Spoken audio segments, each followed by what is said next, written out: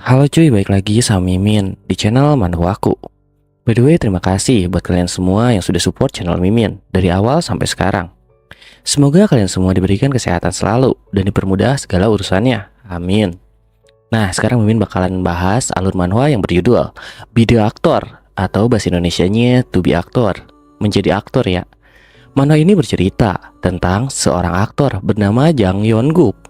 Dia meraih kesuksesan besar sebagai seorang aktor pendukung. Dia juga menerima berbagai macam penghargaan, dan yang paling memukau adalah dia juga mendapat penghargaan aktor pendukung terbaik pertama dan terhormat di Acting Awards. Namun pada hari itu, ibunya meninggal. Merasa menyesal atas kematian dari sang ibu, yang selalu dia abaikan selama bertahun-tahun. Dia memutuskan untuk menyusul ibunya. Sebelum kematiannya, dia merindukan kehangatan sang ibu yang selalu menyayanginya. Saat dia mengakhiri hidupnya, dia kembali lagi ke masa lalu, di saat ibunya masih hidup, dan dia kembali ke masa kecilnya. Nah, udah pengenalannya, kita langsung aja cuy, ke alur ceritanya. Part kali ini diawali dengan adegan nomor 61, musim verifikasi perasaan masing-masing. Panasnya akhir musim panas telah berganti menjadi musim gugur. Pemandangan itu menggambarkan kisah cinta masa muda yang bersemi di musim perubahan. Di halaman sekolah, Kim Do-jin berbaring, menggunakan awan sebagai selimut. Apakah karena urat-urat menonjol di lengan bawahnya yang menutupi matanya seperti menutup mata, atau perawakan yang tinggi dan kurus? Sosoknya tampak seperti gambar dari sebuah lukisan. Hei, Dojin, kamu bilang kamu akan mendaftar ke akademi militer. Tiba-tiba, seorang gadis, yaitu Xiao Minhe, datang dan memarahinya. Gadis itu melepaskan tembakan seperti senapan mesin saat dia berpura-pura tidak peduli. Tidak, itu tidak acak. Kenapa tiba-tiba akademi militer? Kantor guru sedang kacau sekarang karena pengumuman mengejutkanmu. Kepala sekolah yakin kau akan mendaftar ke Universitas Korea. Bukankah dia mencoba meremehkan akademi militer? Tetapi, apakah karena nilai-nilai Dojin sangat luar biasa?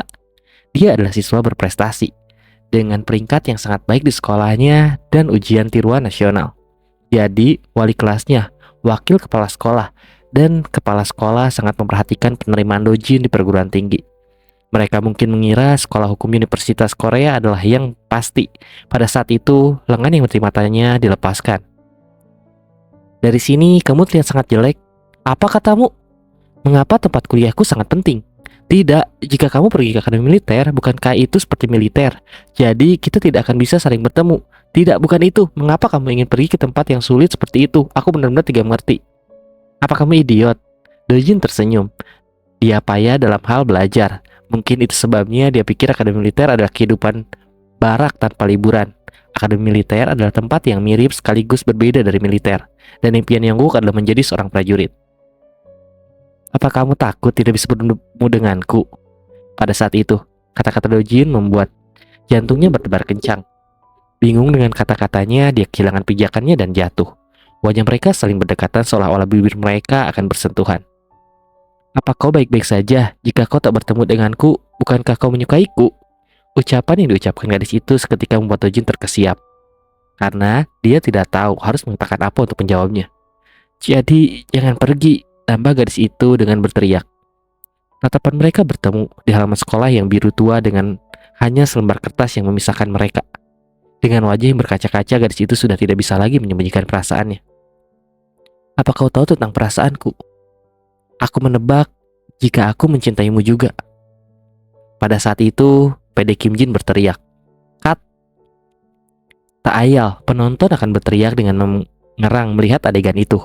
Tidak diperlihatkannya kedua orang yang akan berciuman dengan jelas juga dimaksudkan untuk menimbulkan rasa geli dan emosi yang tidak bersalah. Bahkan setelah syuting berakhir, mereka berdua tidak mau bangun. Seo Min-ho tampak tidak mendengar teriakan saudara karena matanya masih kosong. Syuting sudah selesai, Nuna. Kemudian, Jang Yongguk dengan lembut menarik Seo Min-hye yang berbaring di atasnya dengan kedua tangannya di bahunya. Wajah Seo Min-hye menjadi semerah tomat. Tidak ada yang bisa dilakukan karena dia telah merilekkan tubuhnya seolah-olah mereka akan berciuman. Tetapi syuting telah berakhir dan tidak terjadi apa-apa. Namun, karena tidak tahu apakah dia memahami perasaannya atau tidak, Yongguk hanya mengatakan satu kalimat pendek. Nona, kamu bekerja keras. Iya, terima kasih, jawab Seo Min Hye sambil meninggalkan Yongguk, sedangkan Yongguk hanya pelangap-pelongo. Di tempat Yongguk ditinggalkan, manajer So Jong Min datang. Min Hye, kamu tampak kecewa. Apa yang kamu katakan? Pokoknya aku iri banget. Menurutku dia jago acting. Tapi kalau lihat cara dia menghadapi penggemar di luar negeri, dia bukan orang biasa. Aku mau ngontraknya berapapun biaya kontraknya. Keinginanku seperti cerobong asap. Sedangkan Seo Min Hye masih memikirkan ucapan yang mengatakan, apa kau tahu tentang perasaanku? Aku menebak jika aku mencintaimu juga. Wajahnya memerah, seakan dia malu sendiri. Sedangkan Seo Jong Min masih tampak menyesal saat melihat sosok Yongguk yang menjauh. Seo Min Hye berbalik dan berteriak kepadanya kesal. Bersikaplah baik pada orang-orang yang kamu miliki. Kemudian, konversi pers. Sebulan telah berlalu. Yacht kini hanya tinggal 1 episode lagi menuju akhir. Tim syuting drama dan para aktor memutuskan untuk menonton episode terakhir bersama-sama di pesta penutupan. Omong-omong, istilah baru yang diciptakan, menonton siaran asli, juga diciptakan karena Yacht. Itu akan menjadi istilah yang akan diciptakan di kemudian hari. Ketika Yongguk mengangkat telepon di ruang tunggu konversi pers, sebuah suara marah keluar. Yongguk, dasar bajingan, tak tahu terima kasih. Kau tahu seberapa sering aku memujimu pada sutradara? Aku sudah mengatakannya berkali-kali. Tahan saja sebentar, lalu mari kita bekerja sama lagi dalam drama yang akan diproduksi tahun depan. Penerima tajam. Suara PD Kim Jin seperti senapan mesin. Itu karena dia kesal, karena artikel besar tentang proyek Yongguk berikutnya dimuat di media. Biasanya, konversi pers akan diadakan 2 minggu sebelum syuting. Tetapi kali ini, sebulan sebelumnya. Ada kebutuhan untuk menarik lebih banyak investor guna menambah biaya produksi. Itulah sebabnya, konversi pers itu diatur dengan tergesa-gesa. Dengan tertawa, Yongguk pun menjawab, bukan aku yang akan punya reputasi buruk, bukan? PD Kim yang akan melakukannya, kan? Kau pikir sutradaranya belum tahu, kan? Dasar bodoh, itu seharusnya menjadi embargo selamanya. Aku sudah memujimu, Yongguk, dan kau masih tidak senang. Sutradara tampak sangat kesal ketika mendengar kau akan segera memulai proyek berikutnya. Hari ini, ia bahkan mengenakan dasi hitam. Kau tahu ia hanya mengenakan dasi hitam saat pergi ke rumah mertuanya, kan? Pede, aku akan menceritakan detailnya di pesta penutupan dalam 2 hari. Aku harus segera mulai konversi pers. Aku perlu mempersiapkan diri. Jadi, aku akan menutup teleponnya sekarang. Yongguk pun buru-buru menutup teleponnya. PD Kim Jin berbicara begitu banyak sehingga Yongguk berpikir dia tidak akan pernah menutup telepon. Jadi Yongguklah yang harus mengambil langkah pertama. Tepat saat itu, aktor Jang, sutradara Shin Song Hyun, memasuki ruang tunggu, diikuti oleh tim tata busana. Ruang tunggu itu berada di aula konversi, tempat konversi pers diadakan. Konversi pers itu seperti kesan pertama bagi para wartawan. Jadi ada pakaian yang disiapkan secara khusus. Namun wajah sutradara Shin Song Hyun penuh dengan kekhawatiran. Kami sudah menyiapkannya seperti yang kamu katakan, tetapi aku tidak yakin apakah itu aman. Itu bukan jenis pakaian yang biasanya kamu kenakan di konversi pers, bukan? Sutradara, jangan terlalu khawatir. Ini kan cuma konversi pers film. Kita kan tidak sedang dalam sidang. Jadi tidak perlu kaku-kaku. Dan kita sudah mengantongi izin untuk ini. Konversi pers film dewasa ini, dewasa lagi ya, kayak aneh-aneh ya. Bukan ya. Ini sebagai besar diadakan dalam suasana khidmat. Suasananya tidak jauh berbeda dengan sidang dengar pendapat. Dengan para aktor dan wartawan terlibat dalam sesi tanya jawab. Tak lama kemudian, manajer tim busana memberikan koper yang berisi busana. Oh, tentu saja. Itu bukan setelan yang membosankan. Setelah memeriksa pakaiannya, Yongguk merasa senang lalu mengatakan, tujuan kita adalah sesuatu yang luar biasa, bukan? Sedangkan aula konversi, tempat konversi pers akan diadakan, dipenuhi dengan wartawan. Bagaimanapun, itu adalah proyek berikutnya dari cinta pertama bangsa ini. Selain itu, The Priest Conversion, karya sutradara Shin Song Hyun tidak menjadi topik hangat di kalangan wartawan hiburan. Serius, bukankah tidak masuk akal baginya untuk mengambil peran sebagai pembunuh ketika dia sedang mendominasi pasar remaja dengan citra cinta pertama bangsa di negaranya? Apa yang terjadi dengan kepala CEO Son Won? Entah aktor itu mengamuk atau bertengkar hebat dengan CEO. Kamu tahu bagaimana aktor baru bertindak begitu mereka menjadi populer. Mereka memaksakan perubahan dalam ketentuan kontrak. Jika tidak, itu tidak masuk akal. Pasti ada banyak tawaran untuk drama bagus atau film romantis untuk Jang Yongguk. Dia menendang seragam itu. Beberapa wartawan secara terbuka mengungkapkan pendapat mereka yang kasar. Tentu saja, tidak semua wartawan seperti itu. Sebagian besar yang membuat pertanyaan seperti itu ditolak ketika mereka meminta wawancara dengan Yongguk. Wawancara ditunda karena syuting untuk Yacht. Karena itu beberapa wartawan mengkritik Yongguk dengan keras. Pada saat itu, Mengapa para wartawan banyak bicara ketika aktor ingin menunjukkan akting yang beragam? Apakah mulut mereka terbuat dari pena? Atau apakah mereka semua memutuskan untuk mengubah pekerjaan mereka menjadi peramal? Apakah Anda tidak melihat prawawancara yang dibagikan oleh pihak sutradara? Secara teknis, yang menghakimi bukanlah seorang pembunuh, melainkan seorang pendeta. Jika Anda memiliki penglihatan yang buruk, gantilah kacamata Anda. Atau berhentilah melompat-lompat seperti anak sapi yang tidak tahu apa-apa dan duduklah dengan tenang. Jangan mempermalukan kami sebagai para wartawan. Reporter Kwak Myun Hwang juga hadir dalam pembacaan naskah Youth. Karena juniornya menghormati dan mengaguminya, kata-katanya memberi dampak yang besar. Saat para reporter yang kritik Yongguk dengan enggan menutup mulut mereka, reporter lain menganggapnya sedikit lucu. Seorang pendeta. Kwak Myung Hwan sudah terkesan dengan Yongguk sejak pembacaan naskah Youth. Ia telah lama menjadi jurnalis di industri hiburan, tetapi ia tidak dapat menjelaskan emosi saat berhadapan dengan Yongguk. Meskipun ia hanya muncul beberapa kali dalam drama melalui peran anak-anak dan penampilan cameo di Kacang Muro, rasanya seperti melihat pohon besar yang kokoh. Seorang aktor untuk akting, apakah dia bisa meyakinkanku lagi? Batinnya, banyak aktor yang memasuki dunia hiburan awalnya memiliki rasa misi itu, seperti reporter pemula yang memulai karir mereka. Namun, karena terbius oleh kemewahan dan popularitas, mereka cenderung mencari cara yang mudah. Itulah sebabnya pilihan ini tidak terduga. Itu bukan sekedar pilihan seorang aktor yang untuk menarik popularitas. Hari ini, Kwak Myung Han yakin bahwa intuisinya tidak salah. Tiba-tiba mata Kwak Myung Hwan terbuka lebar saat pembawa acara memanggil. Aktor Jang Yongguk akan masuk. Dengan pengumuman pembawa acara, semua wartawan mengeluarkan kamera mereka. Yang muncul adalah aktor utama, yaitu Jang Yongguk, orang yang akan menentukan suasana konversi pers itu. Yongguk memasuki aula konversi. Tetapi para wartawan dengan mata terbuka lebar tidak dapat menekan tombol rana kameranya. Itu karena melihat seorang pendeta masuk, mengenakan jubah hitam. Apakah kesungguhan jubah hitam yang membuat para wartawan tidak berbicara gegabah? Lagi pula, bahkan pembawa acara pun berhenti sejenak, sibuk mengagumi penampilan Jang Yongguk. Tatapan mata yang dalam, antara poninya yang dipangkas rapi dan kerah putih pada pakaian hitamnya menciptakan harmoni yang aneh, membuat tempat itu terasa penuh hormat seolah-olah telah menjadi keuskupan. Berapa lama waktu telah berlalu, pembawa acara yang sempat terpikat oleh Yongguk tersadar kembali dan mengetuk mikrofonnya. Mohon maaf atas gangguan sesaat saya. Sekarang mari kita mulai konversi pers The Press Conversion. Para wartawan kembali tersadar juga berkat pembawa acara yang berbicara dengan suara yang menggelegar. Mereka sempat kehilangan akal, seolah dirasuki hantu. Karena halo yang mereka rasakan saat Yongguk muncul, baru saat pembawa acara memanggil nama Jang Yongguk, mereka mulai sibuk menekan tombol rana kamera. Sebelum kita mulai, izinkan saya secara resmi memperkenalkan tim produksi dan pemeran utama The Press Conversion.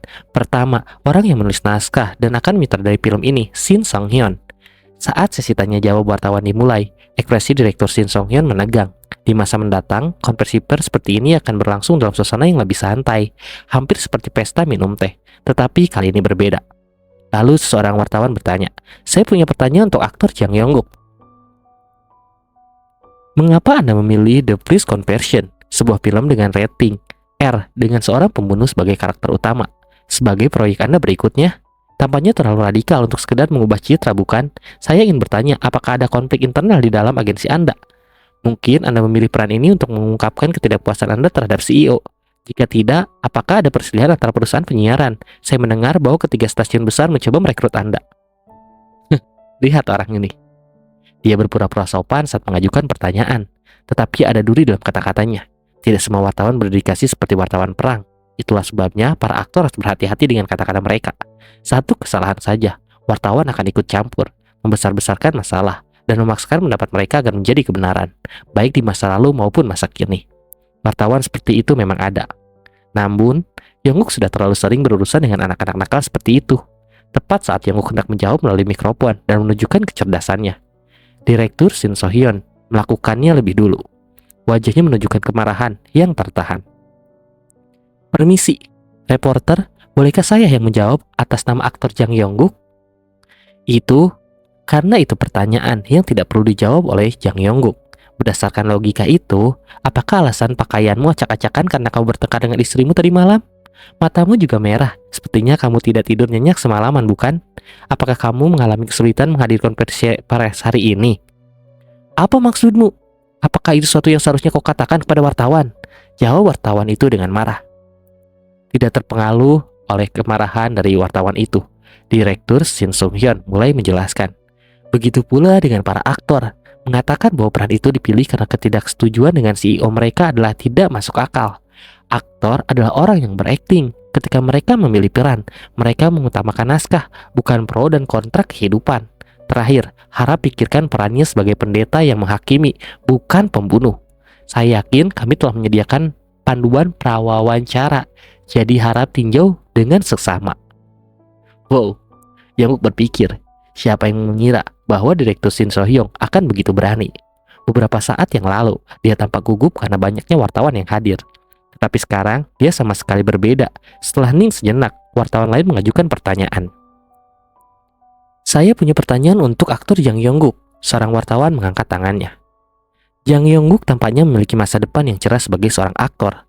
Sejujurnya, dalam pengalaman saya sebagai reporter, saya belum pernah melihat aktor muda seperti dia mengambil putusan yang begitu berani. Orang itu kan, batin Yongguk. Jika Anda memerankan peran ini dengan baik, saya rasa Anda dapat benar-benar melepaskan diri dari citra aktor cilik.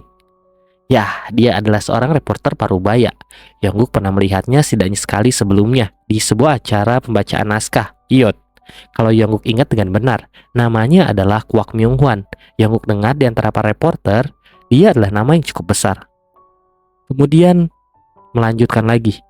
Tetapi setelah prawawancara, saya berpikir seperti ini. Pemeran utama di naskah adalah seorang pendeta yang bermain peran sebagai hakim.